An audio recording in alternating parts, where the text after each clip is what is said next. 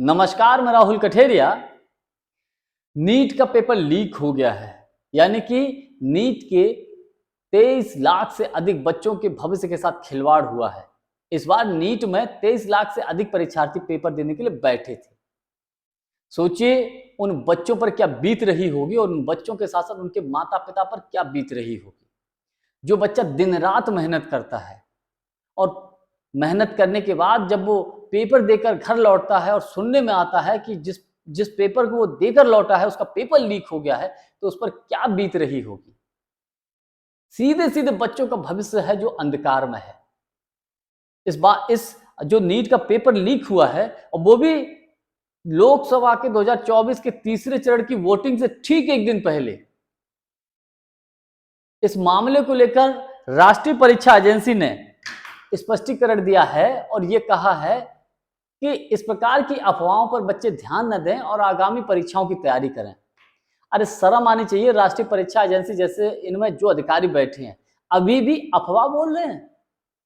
पूरा social media भरा पड़ा है, पूरा गोदी मीडिया पर खबरें चल रही हैं और अभी भी ये राष्ट्रीय परीक्षा एजेंसी इसको अफवाह बोल रही है।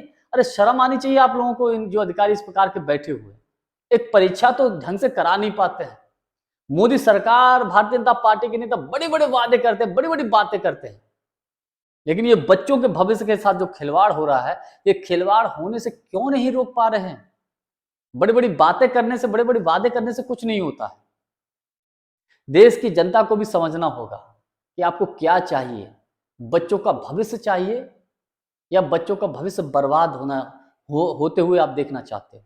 और जो बर्बाद हो रहा है ना, वो इसी प्रकार से हो रहा है क्योंकि आए दिन कोई ना कोई पेपर लीक हो जाता है और जब पेपर लीक होता है तो समझ लीजिए आपके बच्चे का भविष्य बर्बाद हुआ है, आपके बच्चे का भविष्य अंधकार में गया है।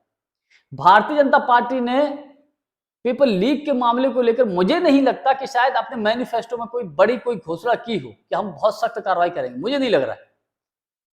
लेकिन दूसरी तरफ कांग्रेस पार्टी ने बड़े स्पष्ट तरीके अपने मैनिफेस्टो में बोला है कि अगर कांग्रेस की सरकार आती है तो हम इस प्रकार से पेपर कराएंगे कि पेपर लीक ही नहीं होगा, और अगर किसी कारणवश पेपर लीक हो गया तो इतनी कठोर कार्रवाई होगी, इतनी कठोर कानूनन कार्रवाई होगी कि दोबारा से पेपर लीक ही नहीं होगा।